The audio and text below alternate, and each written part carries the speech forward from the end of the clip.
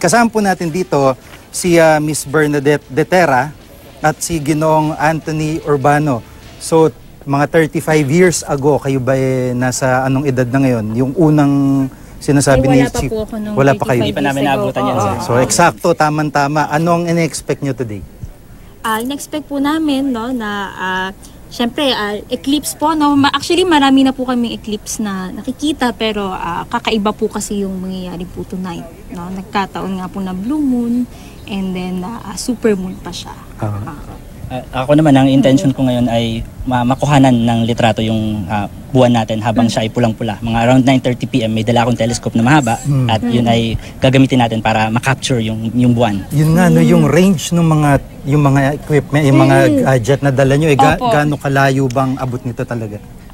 Mga ilang kilometro kung susukatin yung kaya nito? Yung halimbawa yung gamit kong telescope, kung meron kang friend sa Baguio, mula Manila, nasa Baguio siya, meron siyang billboard doon, pwede mong mabasa. Pwede mong makita. Ganun kalayo. Ganun siya kalayo. And yun, pwede rin siyang gamitin sa planeta, syempre. At yun naman talagang... So, usually din po, no, tinitingnan namin yung mga planeta rin, no, mga nebula. Pero ngayon, ang ating focus ay sa buwan.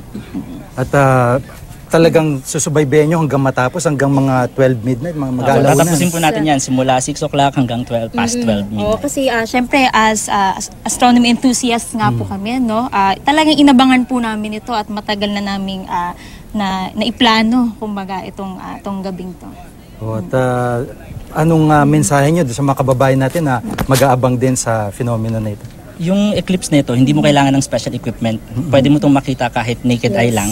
So sisilip ka lang, punta ka sa likod ng bahay nyo, tumingala ka ng 9:30 PM, makakakita ka ng buwan na kulay pula.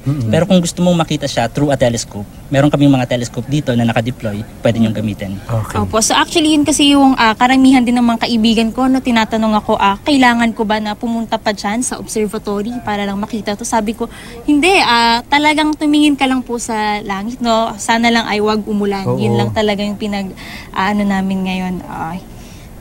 Maraming salamat sa inyo. Sabay-sabay tayo mag-abang mamaya. Sige po. Thank you. Salamat po. Si Miss Bernadette at si Ginoong Anthony Urbano. Salamat po. Samantala